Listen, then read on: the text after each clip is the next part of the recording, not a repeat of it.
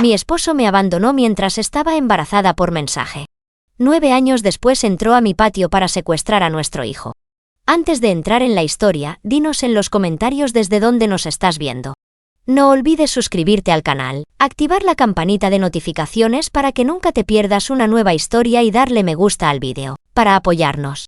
Soy Maya, tengo 33 años y trabajo en turnos nocturnos en la sala de emergencias como técnica de enfermería. Lo que estoy a punto de contarles sucedió hace 3 años, pero todavía recuerdo cada detalle como si fuera ayer. Esto va a ser largo, así que quédense conmigo. Además, solo para que quede claro, sí, pasé por un infierno y sí, salí al otro lado, pero no sin algunas cicatrices de batalla serias. Comenzó la noche en que le dije a mi esposo que estaba embarazada. Llevábamos casados 4 años en ese momento y honestamente las cosas no iban muy bien, pero tampoco terribles. Él conducía para una de esas aplicaciones de transporte compartido trabajando horas locas igual que yo. Vivíamos al día en un pequeño apartamento, pero nos las arreglábamos, o eso pensaba yo. Me hice la prueba después de mi turno, con las manos temblando todo el tiempo, 2 líneas. Me quedé mirándola durante lo que pareció 1 hora, pero probablemente fueron más como 5 minutos. Estaba aterrorizada y emocionada a la vez. Habíamos hablado de tener hijos antes, de esa manera vaga de algún día, pero esto era real. Esto estaba sucediendo. Cuando llegó a casa esa noche, le mostré la prueba. Nunca olvidaré la expresión de su rostro. Sonrió. Dijo todas las cosas correctas sobre lo feliz que estaba. Me atrajo hacia él en un abrazo, pero algo estaba mal. Su cuerpo estaba tenso y cuando se apartó sus ojos parecían casi en pánico. Me dije a mí misma que lo estaba imaginando, que solo estaba sorprendido como yo. Luego empezó a hablar de dinero. Las tarjetas de crédito estaban al límite, dijo.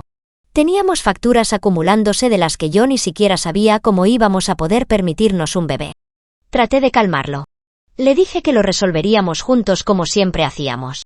Pero él siguió caminando de un lado a otro por nuestra diminuta sala de estar, pasándose las manos por el cabello, murmurando sobre deudas y gastos. 3 días después me dio un beso de despedida antes de su turno y dijo que iba a conducir a la ciudad vecina, durante el fin de semana. Mejores tarifas, afirmó. Más dinero. Volvería el domingo por la noche con lo suficiente para ayudarnos a ponernos al día con todo. Le creí porque ¿por qué no lo haría? Era mi esposo, el padre de mi hijo. Sus mensajes de texto se volvieron cada vez menos frecuentes. Sábado por la mañana recibí un mensaje. El sábado por la noche nada. Intenté llamar, pero iba directo al buzón de voz. Para el domingo estaba muerta de preocupación, enviándole mensajes de texto cada pocas horas, preguntando si estaba bien. Silencio total.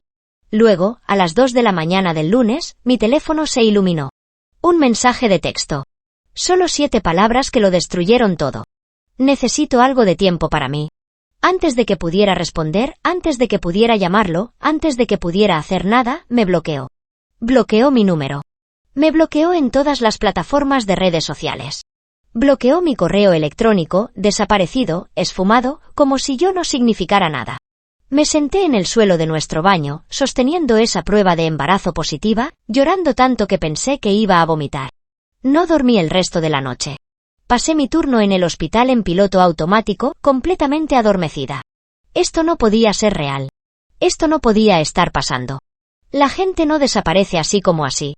Los esposos no abandonan a sus esposas embarazadas con un mensaje de texto a las 2 de la mañana, pero el mío no había nota ni explicación, nada, solo papeles para firmar. Me enteré a través de amigos en común de lo que realmente había sucedido. Había conocido a una mujer joven como pasajera. Empezó a hablar con ella y aparentemente decidió que ella era una mejor opción que su esposa embarazada y su vida difícil juntos. Se había mudado con ella. Así de simple. Tiró a la basura 4 años de matrimonio por alguien que conocía desde hacía ¿qué? Unas pocas semanas, quizás un mes. Me quité el collar barato que me había dado en nuestro primer aniversario. Lo miré fijamente durante mucho tiempo, este estúpido corazoncito de plata que probablemente le costó $20.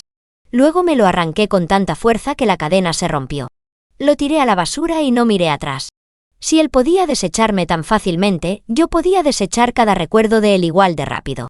Ese fue el momento en que decidí que había terminado de llorar. Harta de esperar a que volviera, harta de esperar que todo esto fuera un horrible error. Él había tomado su decisión y ahora yo tenía que tomar la mía. Iba a tener a este bebé y lo iba a hacer sola. No lo necesitaba.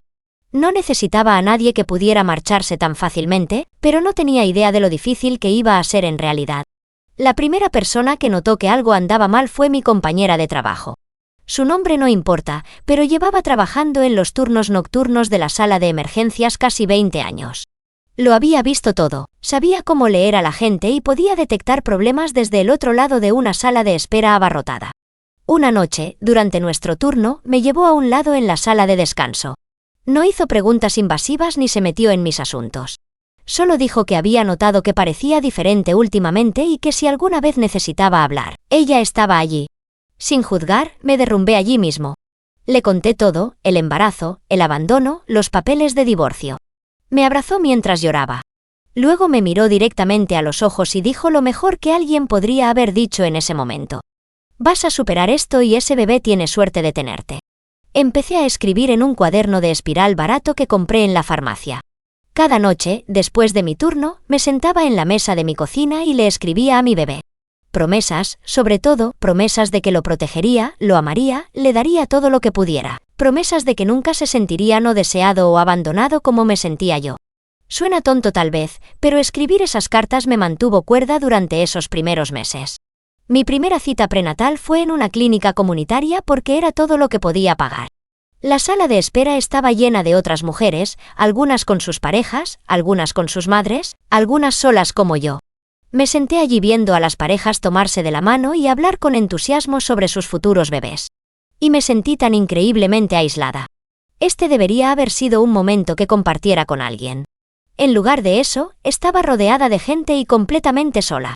Pero entonces me llamaron por mi nombre, me llevaron a la sala de examen y escuché el latido del corazón de mi bebé por primera vez. Todo lo demás simplemente se desvaneció. Ese rápido aleteo a través del monitor, esa prueba de vida creciendo dentro de mí, hizo que todo fuera real, de una manera que la prueba positiva nunca lo había hecho. Salí de esa clínica con imágenes impresas de la ecografía y una determinación que no había sentido en semanas. Podía hacer esto. Podíamos hacer esto. Entonces llamó su madre. Debería haber sabido que lo haría eventualmente.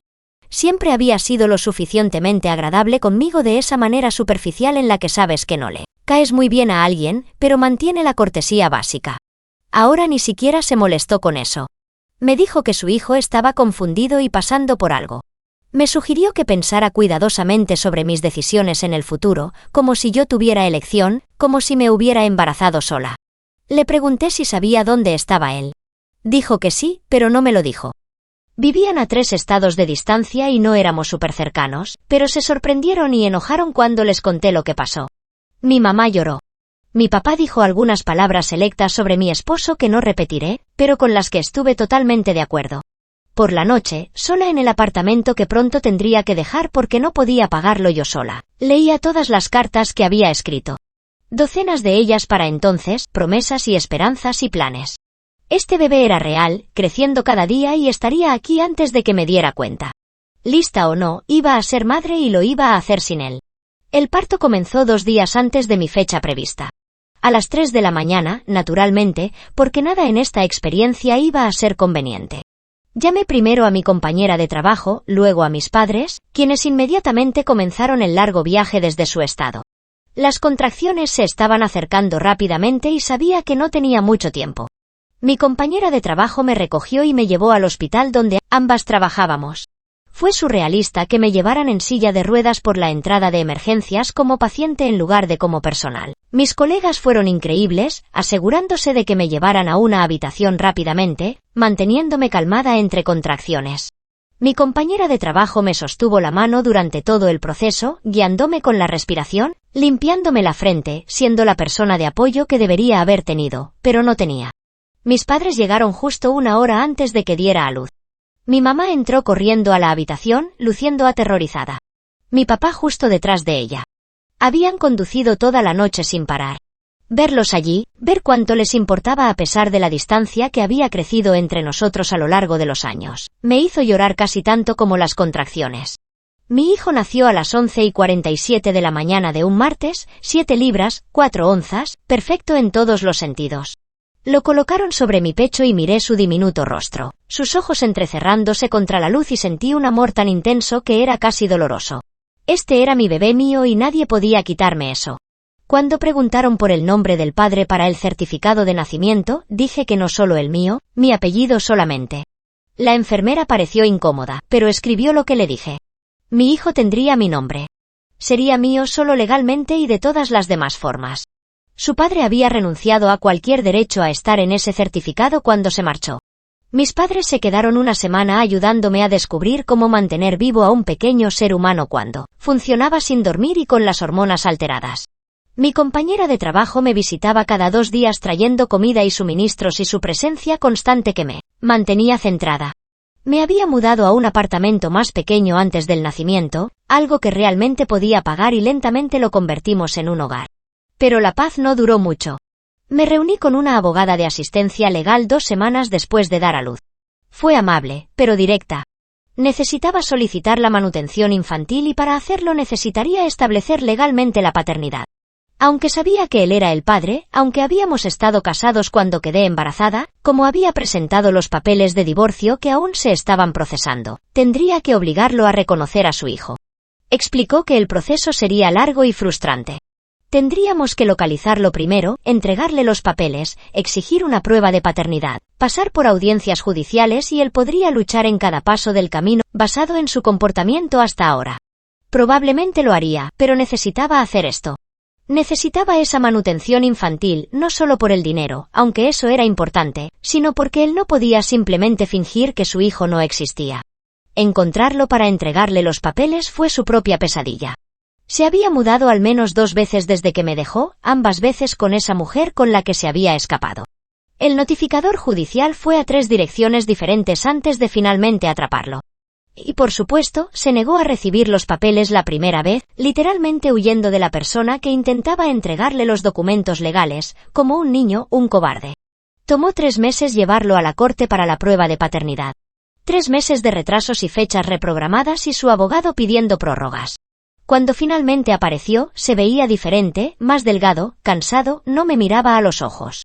Su abogado intentó alegar que había dudas sobre la paternidad, lo que me enojó tanto que pensé que podría explotar allí mismo en la sala del tribunal. Habíamos estado casados, nunca había estado con nadie más, pero este era el juego que teníamos que jugar. La prueba de ADN fue rápida, al menos muestras para él, muestras para mi hijo y luego esperamos. Esas 2 semanas fueron agonizantes. Sabía cuál sería el resultado, obviamente, pero una pequeña parte de mí se preocupaba. ¿Y si algo salía mal? ¿Y si confundían las muestras?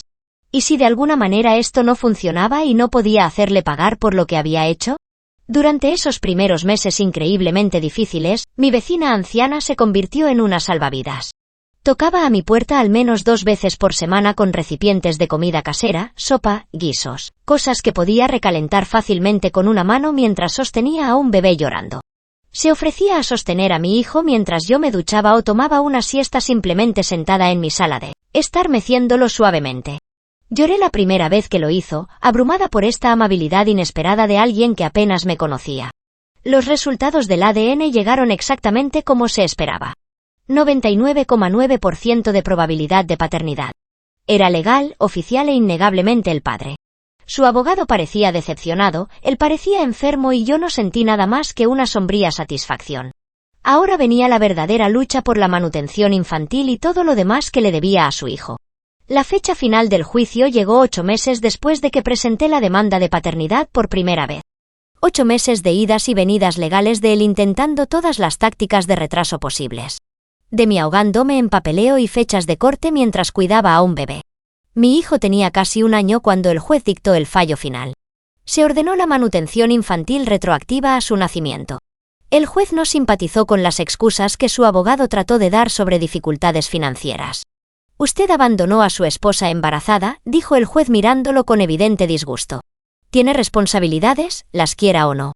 La cantidad no era enorme, pero era algo más importante aún. Tendría que pagar todo lo de los últimos 8 meses en un solo pago. Ese pago retroactivo llegó a mi cuenta 2 semanas después. Miré mi teléfono, el saldo que había aumentado en varios miles de dólares y sentí que finalmente podía respirar por primera vez en más de 1 año. Este dinero significaba seguridad, significaba que podía pagar las cosas que mi hijo necesitaba sin tener que elegir entre sus pañales y mi comida. Usé parte de ese dinero como depósito para alquilar una casa pequeña.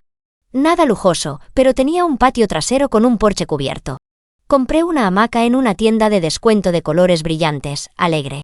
La colgué en el porche y esa primera noche me senté en ella con mi hijo en mi regazo, meciéndonos suavemente de un lado a otro, viendo el atardecer. Él se rió con ese sonido puro y alegre y pensé que tal vez íbamos a estar bien después de todo. Alrededor del tiempo en que mi hijo cumplió 2 años, me ofrecieron un puesto mejor. Una clínica en un vecindario decente necesitaba una técnica para un horario diurno regular. Mejor paga, horario normal, no más turnos nocturnos que me dejaban exhausta y apenas capaz de funcionar. Lo acepté de inmediato.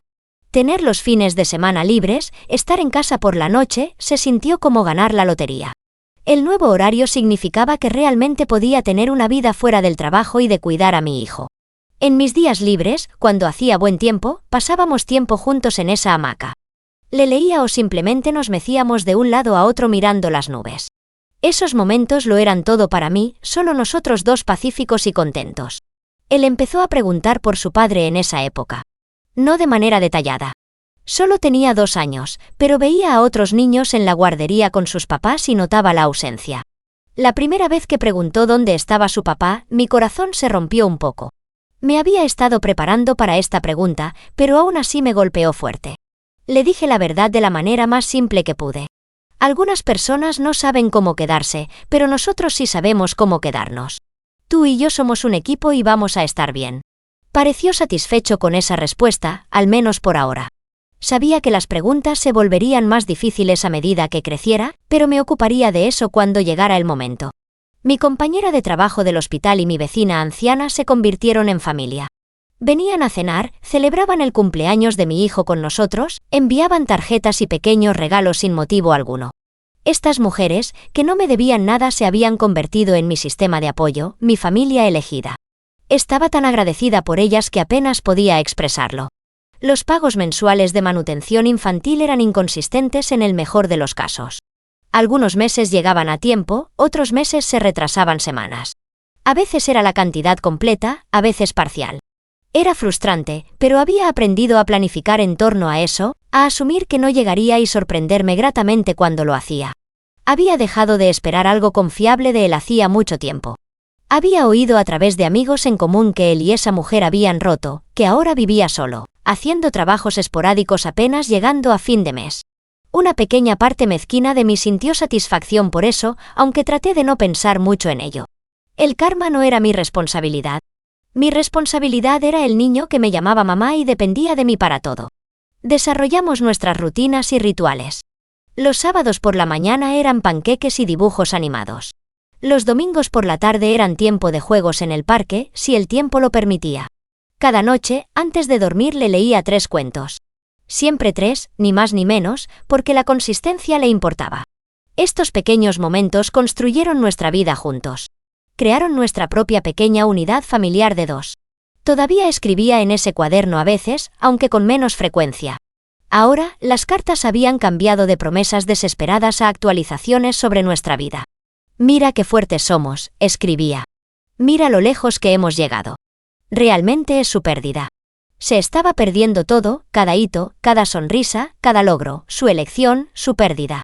En el aniversario del día en que se fue, me quité el anillo de bodas que de alguna manera todavía llevaba puesto por costumbre. Había perdido peso desde que tuve a mi hijo y de todos modos me había estado quedando grande en el dedo durante meses. Lo puse en un cajón y no volví a pensar en él. Ese capítulo estaba cerrado. Este nuevo capítulo, solo conmigo y mi hijo. Esto era lo que importaba ahora. La guardería a la que iba mi hijo tenía reuniones de padres cada pocos meses. Usualmente las temía porque significaba charlas incómodas con otros padres que tenían parejas y sistemas de apoyo y vidas que no se parecían en nada a la mía, pero esta reunión en particular lo cambió todo, aunque no lo supe en ese momento. Estaba sentada en una de esas sillas diminutas hechas para niños tratando de prestar atención a la directora que hablaba sobre los próximos cambios en el plan de estudios.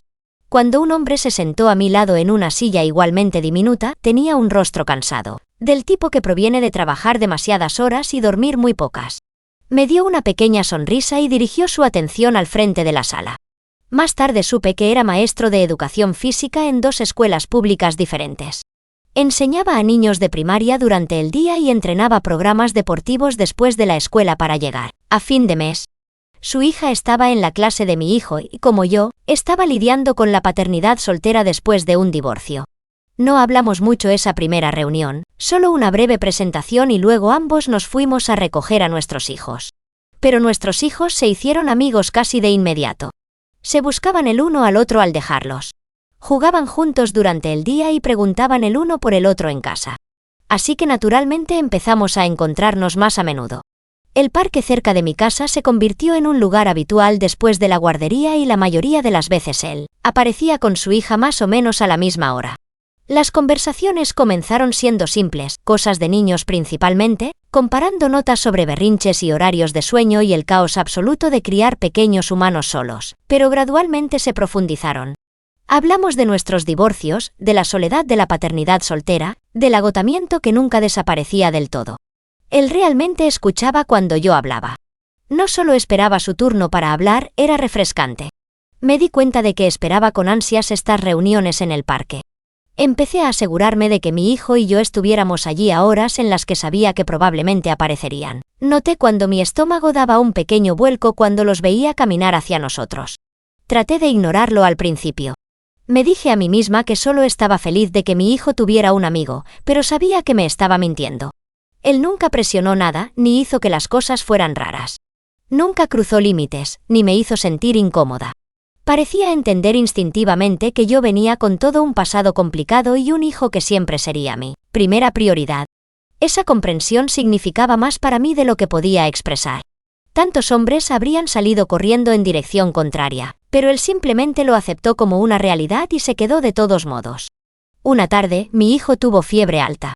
Fue una de esas cosas repentinas en las que estaba bien en el desayuno y ardiendo en fiebre para el almuerzo. Había salido temprano del trabajo, le di medicina y estaba sentada en el sofá con él viendo una película cuando llamaron a mi puerta. Era él con más medicina y una película infantil nueva todavía en su envoltorio. Había oído en la guardería que mi hijo estaba enfermo y pensó que esto podría ayudar. No se quedó mucho tiempo. No intentó entrar y jugar al héroe. Solo me los entregó con una sonrisa amable y me dijo que le avisara si necesitaba algo, un gesto tan pequeño. Pero me quedé sentada después de que se fue sintiendo algo que no había sentido en años. Cuidada, tomada en cuenta, como si le importara a alguien. Unas semanas después, el grifo de la cocina empezó a gotear. No era un gran problema, pero era constante y molesto. Y, por supuesto, sucedía cuando no tenía dinero para llamar a un plomero. Lo mencioné de pasada durante una de nuestras conversaciones en el parque, no pidiendo ayuda, solo desahogándome sobre cómo siempre había algo rompiéndose. Apareció al día siguiente con herramientas y lo arregló en unos 20 minutos. Traté de pagarle, pero se negó. Dijo que los amigos se ayudan mutuamente, que eso es lo que hacen. Amigos. La palabra quedó flotando en el aire entre nosotros, cargada de posibilidades. Éramos amigos. Genuinamente, pero yo estaba empezando a querer más que eso y por la forma en que me miraba a veces pensé que tal vez él también. 7 meses después de esa primera reunión de padres habíamos caído en un patrón tan cómodo que sentíamos como si nos conociéramos desde hacía años. Los niños eran inseparables. Teníamos citas fijas en el parque 3 veces por semana. Me enviaba mensajes de texto con cosas divertidas que pasaban en la escuela. Yo le enviaba fotos cuando mi hijo hacía algo particularmente adorable. Se sentía natural, fácil y correcto. Una noche, después de que los niños habían estado jugando durante horas y el sol comenzaba a ponerse, ambos empezaron a rogar por tener una pijamada. Llevaban semanas pidiéndolo, pero siempre los posponíamos. Ahora nos abordaron en equipo con el tipo de frente unido que solo los niños pequeños pueden lograr. Nos miramos, tuvimos una conversación entera solo con los ojos y aceptamos. Esa noche, después de que los niños finalmente se durmieron en la habitación de mi hijo, nos sentamos juntos en mi porche, en la hamaca, sin tocarnos, cuidando los límites, pero cerca. Hablamos de todo y de nada, sobre nuestros pasados y futuros y lo que queríamos de la vida. Cuando finalmente se fue, alrededor de la medianoche, se detuvo en la puerta y preguntó si tal vez, posiblemente si yo estaba interesada, podríamos tener una cita real alguna vez. Solo nosotros dos. Dije que sí antes de poder pensarlo demasiado. Y cuando me fui a la cama esa noche, escribí en mi cuaderno por primera vez en meses. Esta vez, en lugar de promesas o actualizaciones, escribí sobre la esperanza, sobre la posibilidad de un futuro que no fuera solo yo y mi hijo contra el mundo, sobre tal vez, solo tal vez, dejar entrar a alguien más. Nuestra primera cita real no fue nada lujoso. Fuimos a una pizzería cerca de mi casa después de que ambos niños estuvieran con niñeras. Estaba tan nerviosa que apenas pude comer al principio, pero me hizo reír en los primeros 5 minutos y todo se relajó. Hablamos durante 3 horas seguidas, apenas notando cuando el restaurante comenzó a cerrar a nuestro alrededor. Cuando me acompañó a mi puerta esa noche, no intentó besarme, solo me apretó la mano y dijo que no podía esperar para hacerlo de nuevo. Nos tomamos las cosas con calma, deliberada y cuidadosamente. Después de todo lo que había pasado, precipitarme en algo se sentía peligroso. Él entendió eso sin que yo tuviera que explicarlo constantemente. A él también lo habían lastimado en su divorcio. Sabía lo que se sentía tener la confianza destrozada. Así que construimos algo sólido, un pequeño ladrillo a la vez. Los niños estaban encantados cuando les dijimos que estábamos saliendo. Aparentemente lo habían estado discutiendo entre ellos y habían decidido que era una buena idea, lo que nos hizo reír a ambos. Empezaron a llamar a nuestro tiempo juntos, tiempo en familia, sin que nadie se lo pidiera, lo que hacía que mi corazón se encogiera cada vez que lo oía. Lo que más me gustaba era cómo se presentaba para las cosas pequeñas. Cuando mi auto no arrancó una mañana y yo estaba en pánico por llevar a mi hijo a la guardería y a mí al trabajo, él estuvo allí en 15 minutos para llevarnos. Cuando mencioné que necesitaba hacer la compra, pero temía llevar a un niño cansado de compras, se ofreció a cuidar a mi hijo sin dudarlo. Nunca hacía un gran espectáculo de ayudar, simplemente lo hacía porque eso es lo que hacen los compañeros. La primera vez que realmente supe que lo amaba fue en un momento tan mundano que casi parece tonto. Estábamos preparando la cena juntos, algo que habíamos empezado a hacer los viernes por la noche con ambos niños. Él le estaba enseñando a mi hijo cómo amasar la masa de pizza mientras su hija ponía la mesa. Yo estaba cortando verduras y simplemente observándolos, viendo a mi hijo reírse de algo que dijo, viéndolo ser paciente, amable y presente. Fue entonces cuando me di cuenta esto era lo que había necesitado todo el tiempo. Alguien que entendiera que mi hijo y yo éramos un paquete, que no solo lo tolerara, sino que lo aceptara. Unos 5 meses después de empezar a salir oficialmente, mi hijo se enfermó en medio de la noche. Nada grave. Solo un virus estomacal, pero fue duro. Estaba lavando ropa a las 2 de la mañana tratando de consolar a un niño llorando completamente exhausta. Mi teléfono vibró con un mensaje de texto suyo, preguntando si estábamos bien, que había oído a mi hijo llorar a través de las paredes. Vivíamos en apartamentos diferentes, pero aparentemente las paredes eran lo suficientemente delgadas como para oírnos. 20 minutos después estaba en mi puerta con productos de limpieza, galletas saladas y esa medicina que ayuda con las náuseas. Me ayudó a limpiar. Sostuvo a mi hijo mientras yo cambiaba las sábanas de nuevo y se quedó hasta el amanecer cuando todo se había calmado. No se quejó ni una vez. No actuó como si fuera una gran carga. Simplemente ayudó porque eso es lo que haces por la gente que amas. Le dije que lo amaba esa mañana, ambos exhaustos y probablemente oliendo fatal, sentados en mi sofá mientras los niños finalmente dormían. Él lo dijo de vuelta de inmediato, como si solo hubiera estado esperando que yo lo dijera primero. Nos quedamos sentados allí un rato, simplemente existiendo juntos en ese momento, y me sentí más en paz de lo que me había sentido en años. La relación progresó naturalmente desde allí. Empezó a quedarse a dormir más a menudo. Su hija trajo juguetes para guardar en mi casa. Mi hijo empezó a llamarlo por su primer nombre en lugar de solo el papá de ella, lo que se sintió significativo.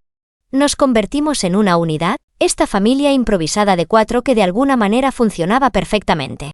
7 meses después, básicamente vivíamos juntos, aunque técnicamente todavía teníamos lugares separados. Tenía sentido financiero combinar los hogares oficialmente, pero más que eso, tenía sentido emocional. Los niños estaban desesperados por ello. Nosotros lo queríamos. Así que empezamos a buscar un lugar más grande que pudiera alojarnos a todos cómodamente. Una noche, después de que acabábamos de firmar el contrato de arrendamiento de una casa de 3 habitaciones con un patio de verdad, estábamos sentados juntos en mi hamaca, la que había comprado con ese primer pago de manutención, la que se había convertido en mi símbolo de supervivencia e independencia. Me preguntó si podíamos llevarla con nosotros al nuevo lugar. Dijo que parecía importante, que era parte de mi historia y debía acompañarnos. Un detalle tan pequeño, pero me hizo llorar. Él lo entendía. Entendía que estas piezas de mi pasado, incluso las partes difíciles, me habían convertido en quien era.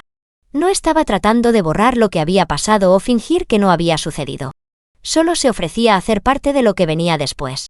Escribí en mi cuaderno esa noche mientras él dormía a mi lado. Escribí sobre segundas oportunidades y sanación y cómo a veces las peores cosas que nos pasan nos llevan exactamente a donde necesitamos estar. Si mi ex no me hubiera dejado, nunca habría conocido a este hombre que amaba a mi hijo como si fuera suyo, que me hacía reír todos los días, que se presentaba consistentemente sin falta. El pensamiento no hacía que lo que hizo mi ex estuviera bien ni de cerca, pero sí hacía que el dolor se sintiera con propósito de alguna manera. Nos mudamos a la nueva casa un mes después, los 4 juntos. Ambos niños obtuvieron sus propias habitaciones, lo cual les emocionó durante aproximadamente una noche antes de que comenzaran a tener pijamadas en las habitaciones del otro.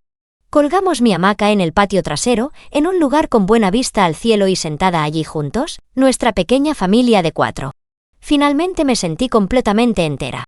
La vida fue buena durante casi 7 años de estabilidad y felicidad y el caos normal de criar a 2 hijos. Mi hijo tenía 9 años y apenas recordaba un tiempo antes de su padrastro. La manutención infantil todavía llegaba irregularmente, a veces con meses de diferencia, pero habíamos dejado de depender de ella hacía años. Sinceramente, me había olvidado en gran parte de mi ex. Había seguido adelante por completo. Entonces, una noche sonó mi teléfono. Mi antigua compañera de trabajo del hospital, la que había estado conmigo en todo. Su voz estaba tensa de una manera que inmediatamente me puso alerta. Maya dijo, necesito advertirte sobre algo. Tu ex esposo estuvo aquí en el hospital anoche. Se me revolvió el estómago. No había oído su nombre en años. No había pensado en el más allá del ocasional depósito de manutención. Era un fantasma, apenas real. Ya, continuó antes de que pudiera responder. No era un paciente. Apareció en la sala de emergencias alrededor de la medianoche, claramente intoxicado. Preguntaba por ti específicamente, diciéndole a la recepción que necesitaba hablar con la enfermera Maya. Le dijeron que no habías trabajado aquí en años, que de todos modos no podían dar información de los empleados. Se puso agresivo, empezó a levantar la voz insistiendo en que sabía que trabajabas allí y exigiendo tu información actual. No podía respirar. Esto no era una coincidencia. Esto no era encontrarnos por casualidad. Me estaba casando. Seguridad tuvo que escoltarlo fuera. Dijo. Estaba gritando que le habías robado a su hijo. Que le debías, que tenía derechos. Maya, fue feo. Quería que lo supieras de inmediato en caso de que intente encontrarte de otra manera. Después de colgar, me temblaban tanto las manos que tuve que dejar el teléfono. Le conté todo a mi novio, viendo cómo su rostro cambiaba de confusión a preocupación y a una ira apenas contenida. El fantasma de mi pasado no solo había reaparecido, había venido a buscarme deliberadamente y eso lo cambiaba todo. Durante los días siguientes, reconstruí lo que le había sucedido.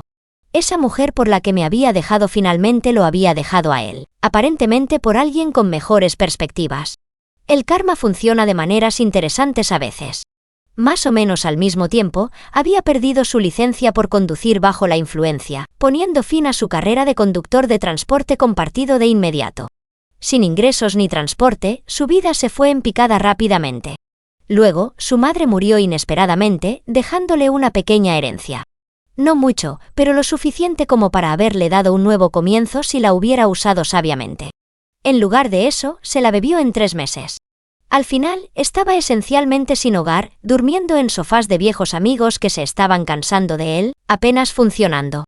Y en algún lugar de toda esa destrucción, su cerebro se había aferrado a una idea peligrosa. La familia que había abandonado hacía casi una década, la mujer de la que se había alejado sin mirar atrás, se convirtieron en su obsesión. En su lógica retorcida, yo era de alguna manera responsable de sus fracasos. Si tan solo pudiera recuperar lo que había tirado, todo se arreglaría. Pero no había venido al hospital para hacer las paces. Había venido borracho y agresivo, exigiendo información, haciendo amenazas. No se trataba de querer ser padre. Se trataba de control, de culpa, de un hombre desesperado, sin nada que perder, que buscaba a alguien a quien arrastrar consigo. Esa noche llegó el primer mensaje. 2 de la mañana. Igual que ese mensaje de texto que había enviado hacía casi una década cuando me abandonó. Esta vez era un mensaje de voz. Sus palabras arrastradas y divagantes. Extrañaba a su hijo. Había cometido errores. Quería involucrarse ahora. Quería recuperar el tiempo perdido. No respondí. No había nada que decirle a alguien que nos había desechado y solo nos quería de vuelta cuando no le quedaba nada más. La noche siguiente, otro mensaje. Luego otro. Cada uno progresivamente más enojado, mientras yo continuaba ignorándolo. Al final de la semana el tono había cambiado completamente de patético a agresivo. Le había robado a su hijo, afirmaba. Había envenenado a su hijo en su contra. Le había arruinado la vida llevándolo a juicio por manutención infantil todos esos años atrás. El engaño era asombroso. Él había arruinado su propia vida con cada elección que había hecho. Pero de alguna manera, en su versión retorcida de la realidad, yo era la villana. Yo lo había obligado a abandonar a su esposa embarazada. Yo lo había hecho beberse su herencia. Yo había causado cada cosa mala que le había pasado. Empecé a guardar todo, cada mensaje, cada correo de voz, cada texto. Creé un archivo porque tenía un mal presentimiento sobre hacia dónde se dirigía esto. Mi novio sugirió que habláramos con un abogado sobre una orden de restricción, pero yo quería esperar y ver si simplemente se agotaba primero. A veces los borrachos se obsesionan con algo y luego siguen adelante cuando no obtienen la reacción que quieren. Esperaba que él fuera uno de esos. Estaba equivocada. Mi vecina anciana, la que me había ayudado cuando mi hijo era un bebé, me llamó una tarde. Había visto a un hombre que coincidía con la descripción de mi ex caminando por nuestra calle, simplemente caminando de un lado a otro, mirando las casas, como si estuviera buscando algo específico. No se había acercado a él, pero la había hecho sentir lo suficientemente incómoda como para avisarme. Se me heló la sangre. Había encontrado dónde vivíamos. Estaba vigilando nuestra casa. Esto ya no eran solo mensajes de borracho, esto era acoso, esto era peligroso. Llamé a un abogado ese mismo día y comencé el proceso para una orden de protección. Explicó que tomaría unos días presentarlo ante un juez, que primero necesitaba amenazas documentadas. Los mensajes ayudarían, pero necesitábamos establecer un patrón claro de acoso y peligro. Llegaron más mensajes durante los días siguientes, cada uno más oscuro que el anterior, correos de voz donde su voz estaba arrastrada y furiosa, gritando sobre sus derechos como padre. ¿Cómo lo habían mantenido alejado de su hijo durante demasiado tiempo? ¿Cómo iba a arreglar todo, hacer las cosas bien? Me gustara o no. Las amenazas no eran lo suficientemente explícitas como para arrestarlo de inmediato, pero eran suficientes para aterrorizarme. Mantuve a los niños cerca. Les expliqué que había una situación que estábamos manejando. Mi hijo, de 9 años ahora, preguntó si era sobre su padre biológico. Tenía la edad suficiente para entender más de lo que yo quería. Le dije la verdad simplemente. Su padre biológico estaba teniendo problemas serios y podría intentar contactarnos, pero estábamos tomando medidas para mantener a todos a salvo. La orden de protección fue concedida 5 días después. Tenía que mantenerse al menos a 500 metros de mí, mi hijo, nuestro hogar, mi trabajo y la escuela de mi hijo. Violarla significaría el arresto inmediato, pero entregarle los papeles resultó difícil. Estaba saltando entre direcciones, quedándose con diferentes personas. Imposible de localizar consistentemente. Pasó casi una semana antes de que el notificador judicial finalmente lo atrapara en un bar. Le habían entregado la orden, notificado oficialmente. Pensé que tal vez ese sería el final, que la orden legal lo asustaría y lo haría retroceder. Le haría darse cuenta de que este no era un juego que pudiera ganar. Pero la gente desesperada, sin nada que perder, no toma decisiones racionales, toman decisiones peligrosas. Y yo estaba a punto de descubrir cuán peligroso se había vuelto. Entonces comenzaron los mensajes tarde en la noche, siempre cuando estaba claramente borracho, basándose en los errores tipográficos y la naturaleza divagante. Al principio eran casi patéticos. Extrañaba a su hijo, decía. Había cometido errores. Quería involucrarse ahora. Quería recuperar el tiempo perdido. No respondí.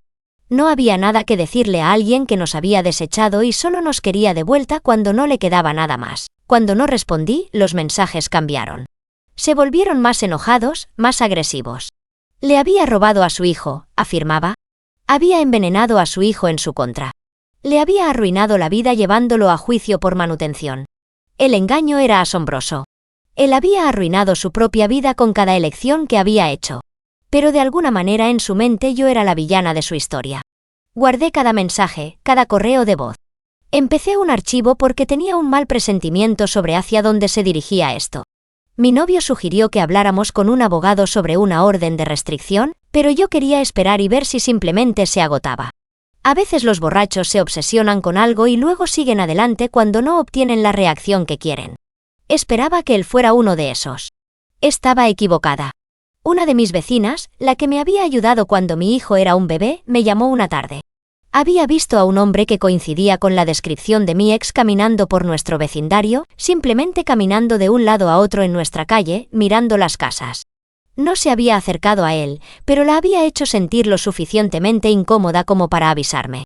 Se me heló la sangre. Sabía dónde vivíamos. Estaba vigilando nuestra casa.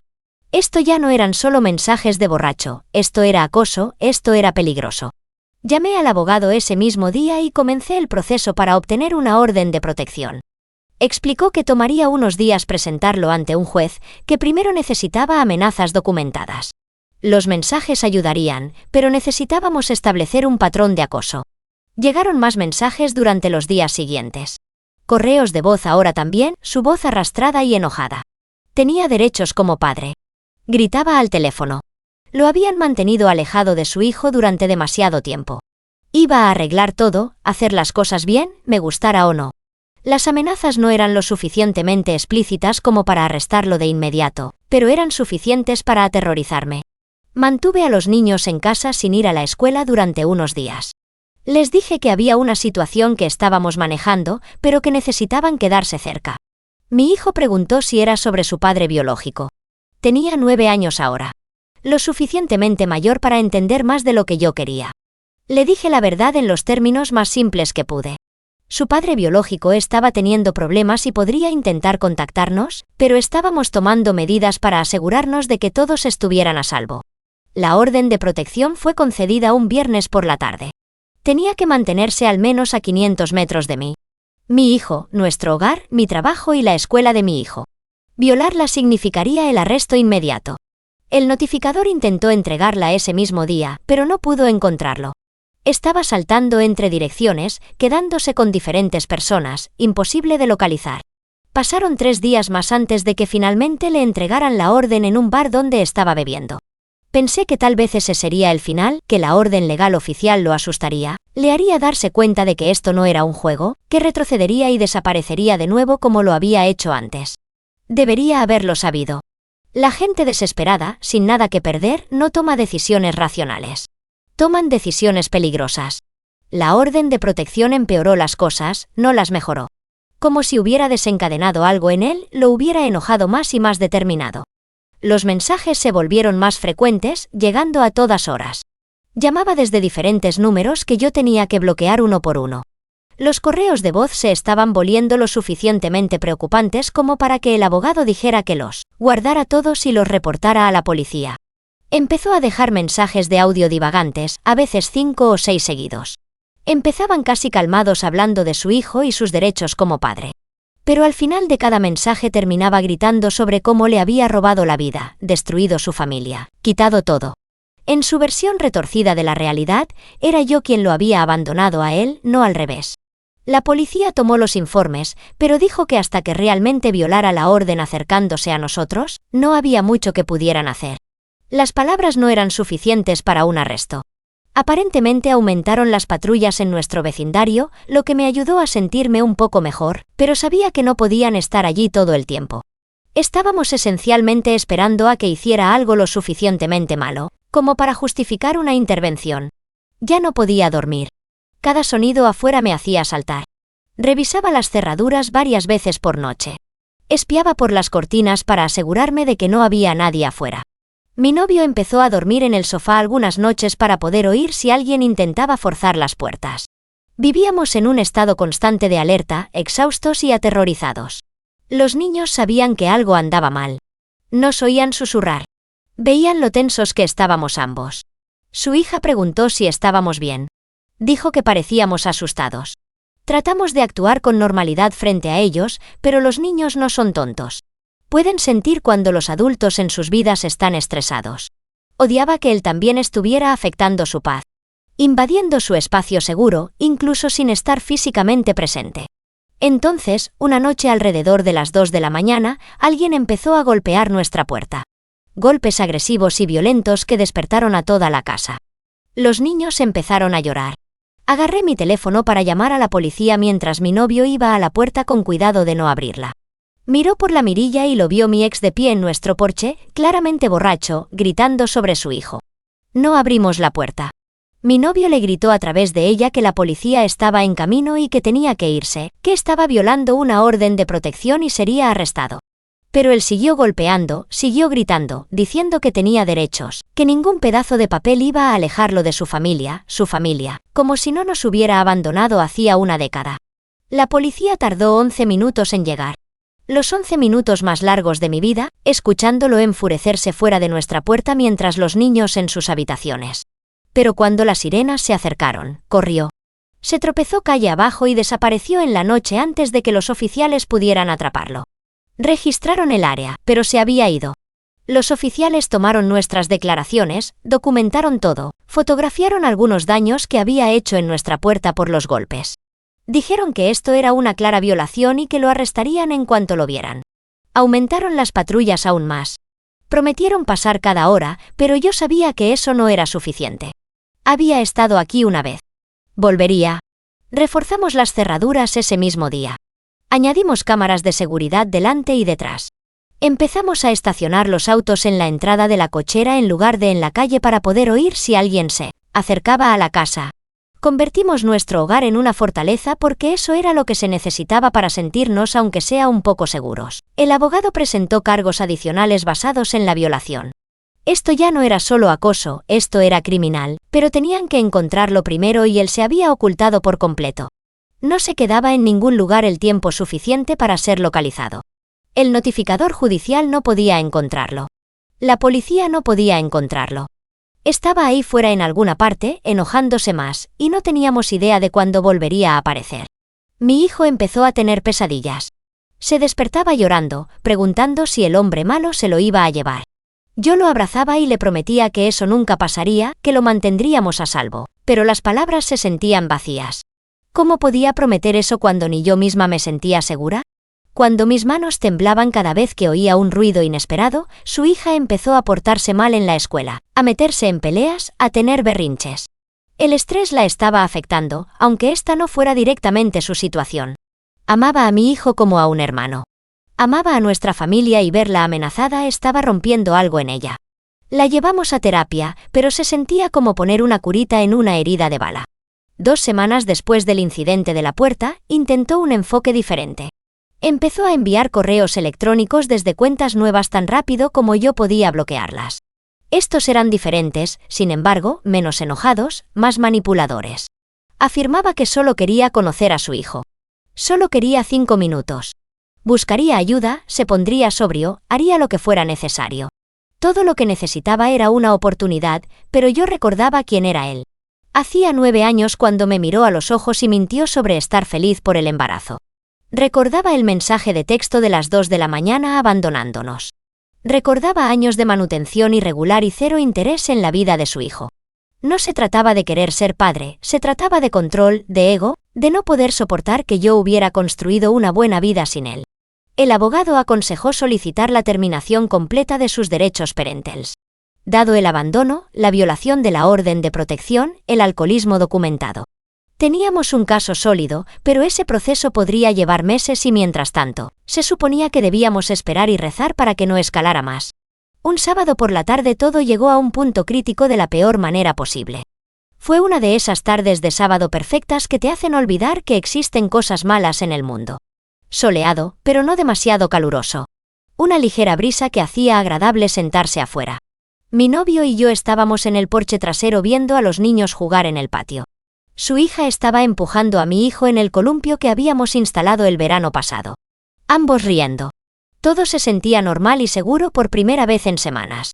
Me acababa de levantar para traer bebidas de la cocina cuando oí a mi novio decir mi nombre, no fuerte, pero agudo, urgente. Me di la vuelta y mi corazón se detuvo. Mi ex estaba en nuestro patio trasero. Había saltado la cerca, que no era alta, pero aún así estaba allí de pie con ropa arrugada, luciendo más delgado de lo que recordaba, balanceándose ligeramente. Borracho. Obviamente borracho. Los niños lo vieron y dejaron de jugar. Mi hijo parecía confundido. No lo reconoció. Su hija se acercó instintivamente a mi hijo, protectora. Me puse delante de ambos, interponiéndome entre ellos y él, mi novio, ya se estaba moviendo, posicionándose entre todos nosotros y la amenaza. Mi ex empezó a hablar con las palabras arrastradas, pero la voz alta. Ya no iban a mantenerlo alejado de su hijo. Ninguna orden judicial iba a impedirle ver a su propio hijo. Había intentado hacer las cosas por las buenas, pero ya se había cansado de pedir permiso.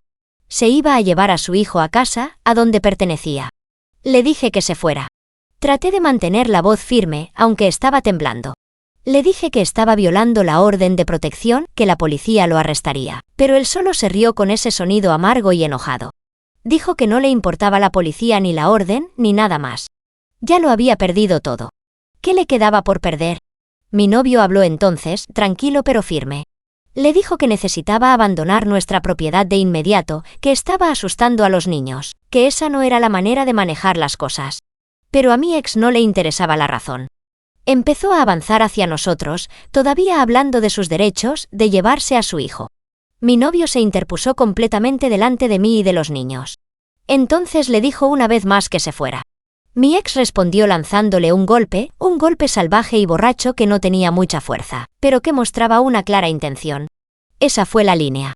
Fue entonces cuando todo pasó de aterrador a peligroso. Lo que sucedió a continuación terminó en segundos, pero pareció durar una eternidad. Mi novio bloqueó el golpe, agarró el brazo de mi ex y en 3 movimientos eficientes lo tuvo en el suelo. No fue brutal ni excesivo, fue controlado, defensivo, el tipo de cosa que alguien que sabe lo que hace para neutralizar una amenaza sin causar daño innecesario. Pero mi existió, intentó levantarse, recibió algunos golpes sólidos antes de quedarse quieto. Yo ya tenía mi teléfono fuera. Estaba marcando al 911 mientras mi novio lo mantenía en el suelo. Los niños lloraban aterrorizados. Los metí dentro de la casa, cerré la puerta con llave y me quedé al teléfono con la operadora mientras mi novio mantenía a mi ex, inmovilizado en el patio. Le sangraba la nariz. Seguía intentando luchar, aunque no tenía ninguna posibilidad, gritando sobre la injusticia y su hijo. La policía llegó en menos de 5 minutos. Esta vez no hubo escapatoria.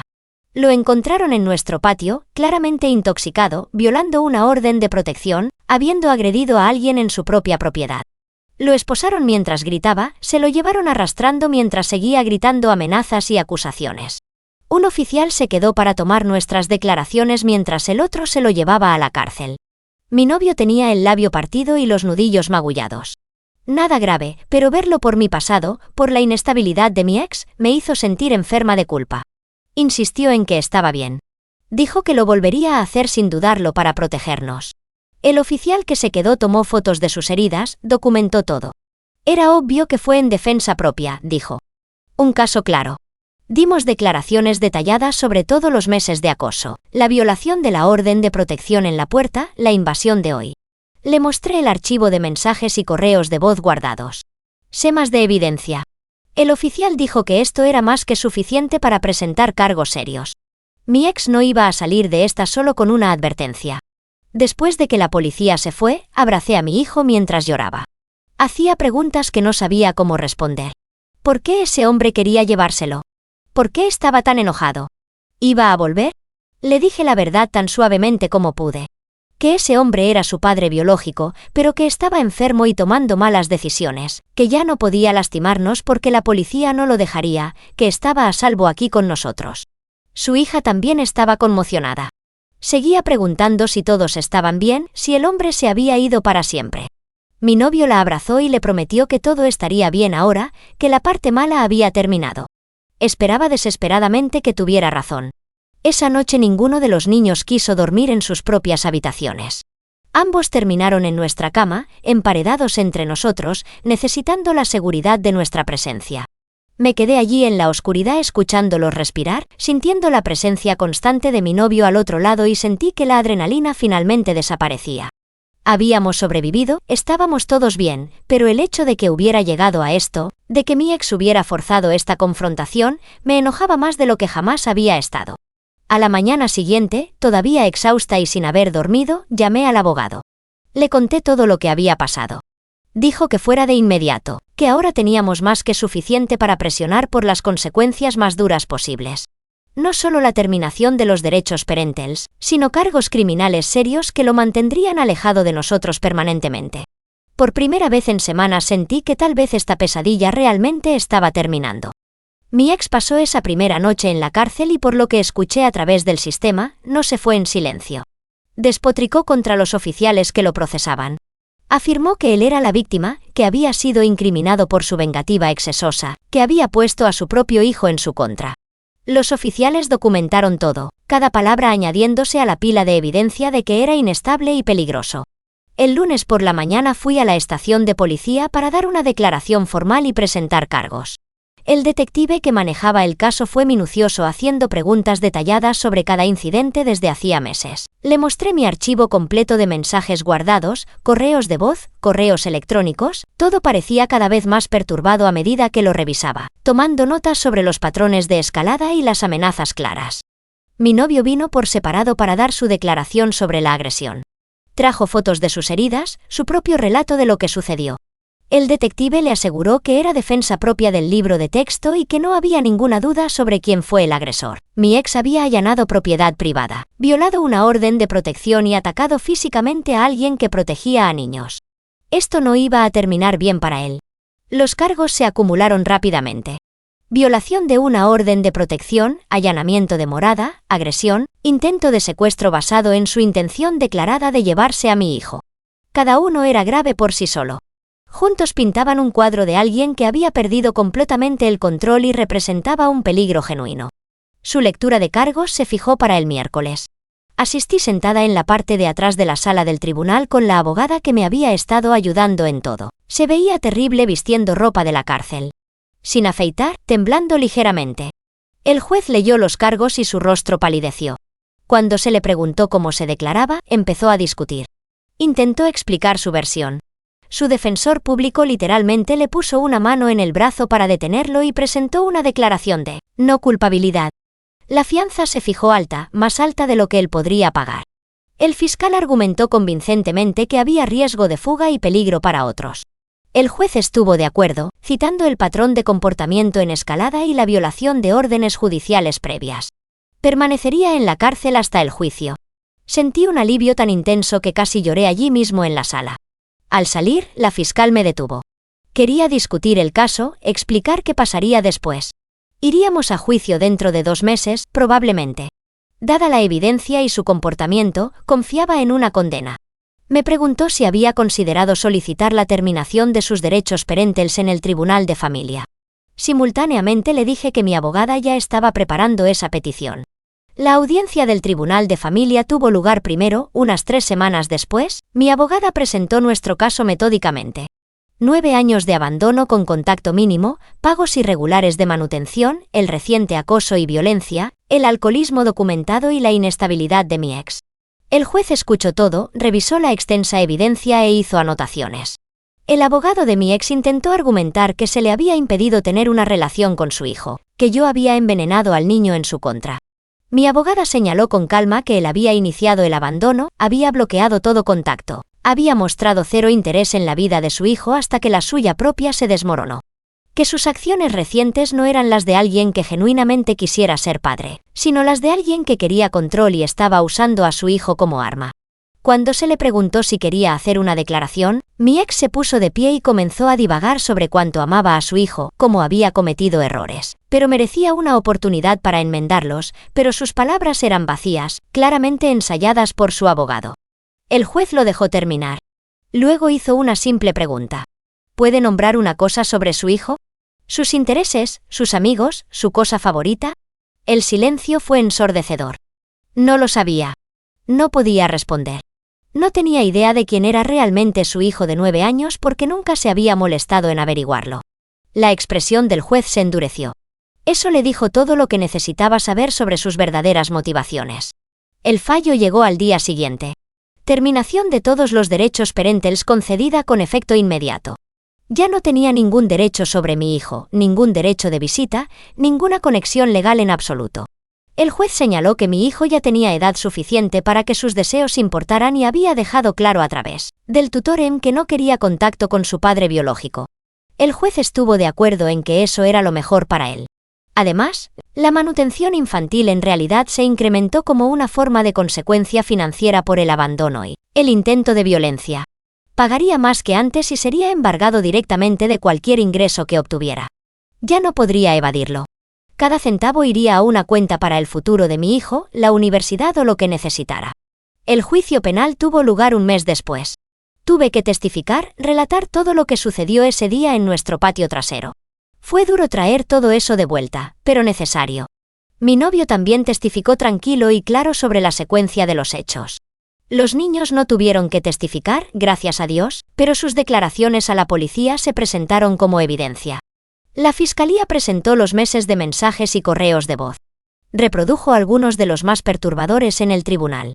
El jurado parecía cada vez más incómodo mientras escuchaban cómo él pasaba de patético a agresivo y abiertamente amenazante. Su abogado intentó pintarlo como un padre desesperado alejado de su hijo, pero la evidencia era abrumadora. El jurado deliberó durante menos de 3 horas, culpable de todos los cargos. El juez programó la sentencia para 2 semanas después.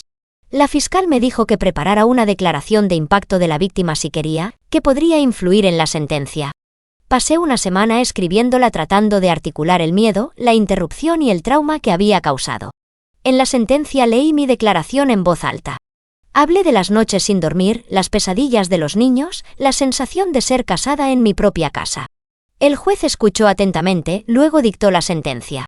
1 año de cárcel, seguido de 5 años de libertad condicional, orden de restricción permanente, sin posibilidad de contacto, hasta que mi hijo cumpliera 18 años y pudiera tomar su propia decisión sobre si tener una relación. Cuando se lo llevaban, me miró una vez. No sentí nada, ni satisfacción, ni ira, nada.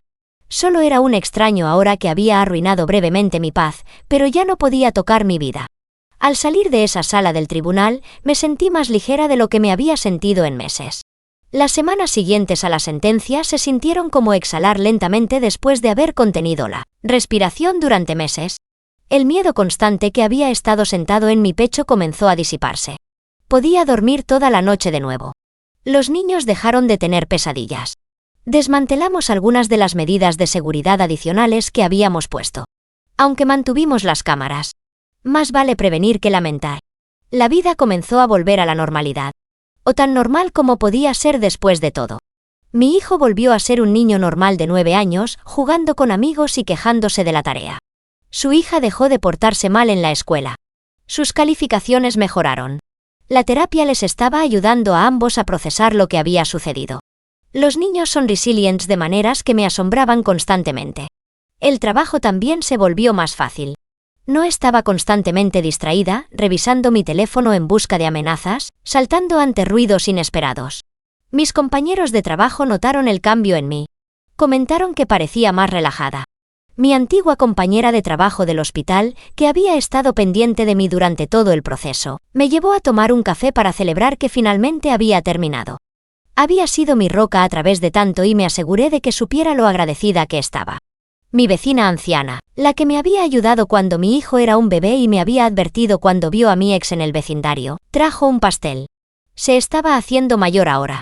Se movía más lento, pero su amabilidad no había disminuido en absoluto. Nos sentamos en mi porche comiendo pastel y tomando té mientras los niños jugaban en el patio. Me dijo que estaba orgullosa de lo fuerte que había sido. Viniendo de ella, alguien que había sobrevivido a su propia cuota de dificultades significaba todo. Aproximadamente un mes después de la sentencia, mi novio empezó a actuar extraño. No extraño de mala manera, solo diferente. A veces ponía una expresión en su rostro cuando pensaba que no lo estaba mirando, como si estuviera procesando algo en su mente. Empezaba a decir algo y luego se detenía. Supuse que estaba procesando todo por lo que habíamos pasado, dándole espacio para hacerlo. Una noche, a principios de otoño, después de que los niños se habían ido a la cama, me pidió que me sentara con él en la hamaca. Se había convertido en nuestro lugar, el lugar donde teníamos nuestras mejores conversaciones. La noche era lo suficientemente fresca como para que necesitáramos una manta. Y me acurruqué contra él viendo aparecer las estrellas mientras el cielo se oscurecía. Estuvo callado un rato, solo abrazándome. Luego empezó a hablar sobre el año pasado, sobre el miedo que había sentido durante todo ese tiempo. No por él mismo, aclaró, sino por mí y los niños. Sobre cómo ver a mi ex en nuestro patio ese día había desencadenado algo primitivo en él. Esta necesidad abrumadora de proteger a su familia. Su familia. La forma en que lo dijo hizo que mi corazón diera un vuelco. Habló de lo orgulloso que estaba de mí, de cómo había manejado todo con tanta fuerza y gracia, cómo había protegido a Mason mientras seguía construyendo una buena vida, cómo había enfrentado mi pasado cuando volvió amenazándolo todo. Dijo que había sabido desde el principio que yo era especial, pero verme a través de todo esto lo había convencido. Luego cambió de posición, metió la mano en el bolsillo y sacó una pequeña caja. Se me cortó la respiración. La abrió para mostrarme un anillo sencillo, nada llamativo, pero hermoso. Dijo que lo había comprado hacía meses, antes de que todo con mi ex se intensificara. Había estado esperando el momento adecuado, pero cada vez que pensaba en proponérmelo, sucedía algo más y no parecía correcto añadir más presión. Pero ahora, dijo, ahora se sentía perfecto. Habíamos sobrevivido a lo peor juntos. Habíamos demostrado que éramos un equipo, que nos protegeríamos mutuamente y a nuestros hijos, sin importar qué. Quería hacerlo oficial. Quería que fuéramos una familia real en todos los sentidos. ¿Me casaría con él? Estaba llorando antes de poder responder. Lágrimas de felicidad del tipo que no había llorado en años. Dije que sí de inmediato, varias veces, mientras él reía y deslizaba el anillo en mi dedo. Encajaba perfectamente.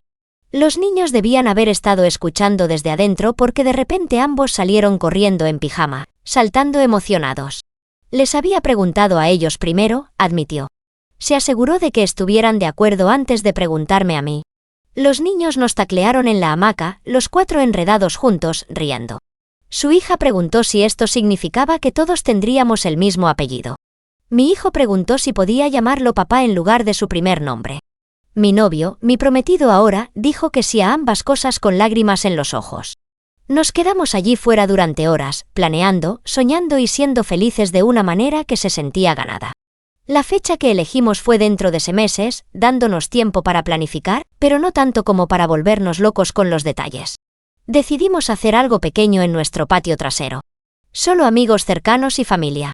Nada lujoso, nada caro, solo gente que importaba celebrando con nosotros. Llamé a mis padres al día siguiente para contarles. Mi mamá lloró. Dijo que estaba tan feliz de que hubiera encontrado a alguien que me amara a mí y a mi hijo de la manera que merecía. Mi papá dijo bruscamente que lo aprobaba, lo cual era un gran elogio viniendo de él. Prometieron venir a ayudar con lo que necesitáramos para la boda. Planificar la boda se convirtió en este proyecto alegre en el que participó toda la familia. Los niños tenían opiniones sobre todo, desde las decoraciones hasta la comida que debíamos servir. Les dejamos involucrarse tanto como quisieron, haciendo que se sintiera como su día también, porque en cierto modo lo era. No solo estábamos uniendo a 2 personas, nos estábamos convirtiendo oficialmente en una familia de 4. Por la noche, cuando los niños estaban dormidos y estábamos solos, hablábamos sobre el futuro, sobre tal vez comprar una casa más grande algún día, sobre si queríamos más hijos, decidiendo que probablemente no, que 4 era nuestro número perfecto sobre envejecer juntos, ver crecer a nuestros hijos, eventualmente tener nietos, planes que se sentían reales y posibles y nada aterradores. Todavía tenía mi cuaderno, aunque rara vez escribía en él ya. Pero la noche que fijamos la fecha de la boda, añadí una nueva entrada. Escribí sobre cómo a veces la vida te lleva por el infierno para llevarte exactamente a donde necesitas estar. Sobre cómo lo peor que me había pasado de alguna manera me había llevado a lo mejor. Sobre lo agradecida que estaba por esta segunda oportunidad de felicidad, de familia, de amor que realmente se quedaba. El día de la boda llegó en un sábado perfecto de primavera. Habíamos mantenido todo simple como planeamos, colocando sillas en nuestro patio trasero, colgando luces en los árboles, poniendo flores por todas partes que los niños habían ayudado a elegir. Mi vecina anciana había insistido en hacer el pastel diciendo que era su regalo para nosotros.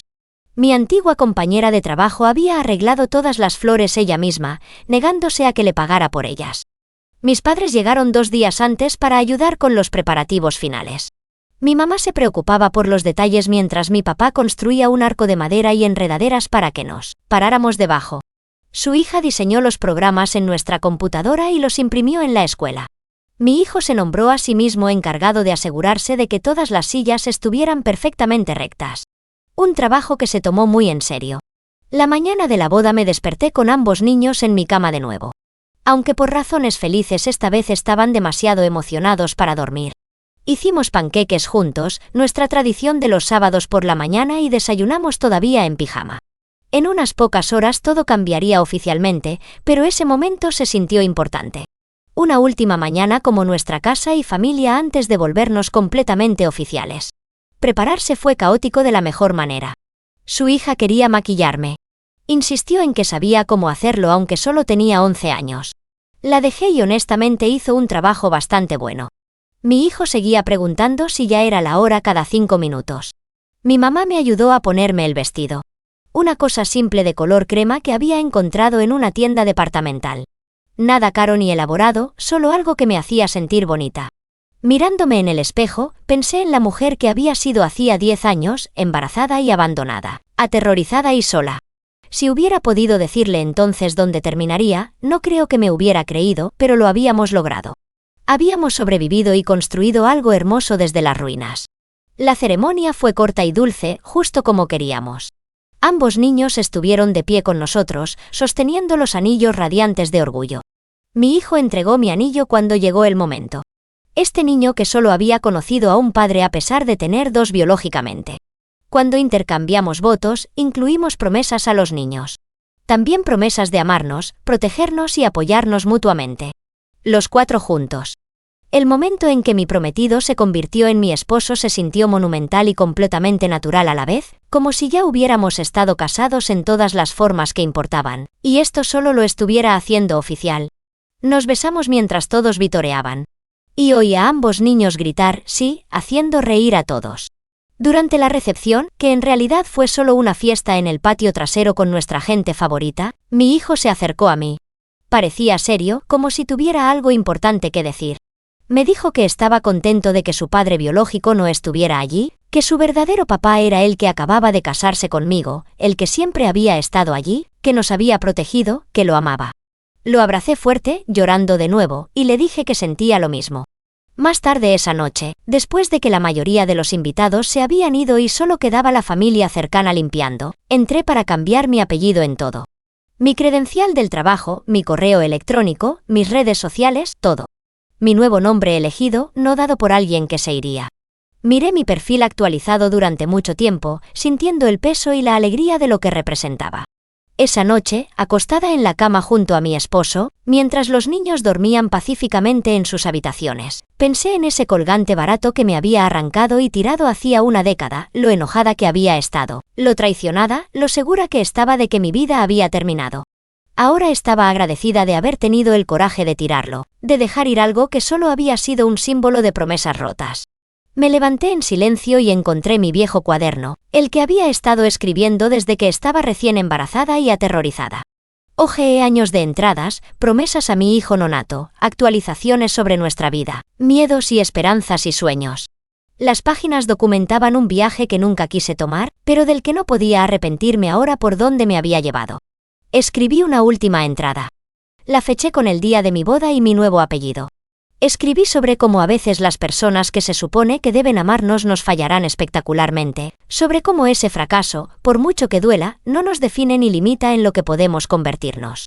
Escribí sobre reconstruir desde cero absoluto y descubrí que eres más fuerte de lo que nunca supiste que podía ser. Escribí sobre mi hijo ahora de 10 años que nunca había conocido la inestabilidad, a pesar de todo, porque yo había luchado para darle seguridad sobre mi hijastra, que nos había acogido en su familia tan fácilmente como si siempre hubiéramos pertenecido allí, sobre mi esposo, que nos había amado a mí y a mi hijo como un paquete, sin hacernos sentir nunca como una carga.